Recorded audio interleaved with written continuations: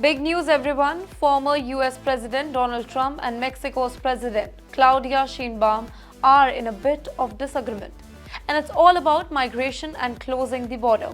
So let me break it down for you in a simple terms. Trump said that he had a chat with Mexico's new leader Claudia Sheinbaum and according to him, she promised to stop migration through Mexico into the United States. He even posted on Truth Social calling it a wonderful conversation.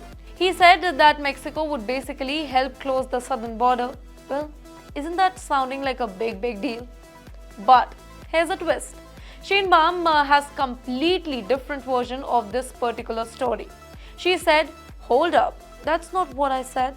According to her, she explained to Trump that Mexico has a strategy to handle migration in more of a humane way, focusing on helping people, not shutting the borders.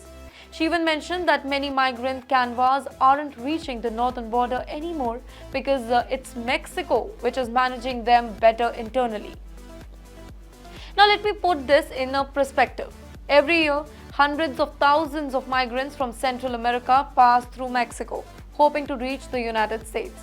But lately, there has been a dip in these numbers, and Mexico claims that they have provided services to migrants to discourage them from heading north. Now, Trump's statement came just days after he announced plan for a 25% tariff on all goods from Mexico, Canada, and China. And this is starting from January 28th only if he becomes the president again. He says that it's to stop the illegal migration and fight the fentanyl crisis. Now, did you know that nearly 70,000 Americans die from synthetic opioids like fentanyl in 2022? But Mexico's Sheinbaum isn't on board with the tariff idea. She wrote a letter to Trump saying that tariff and threats aren't the way to solve drug use.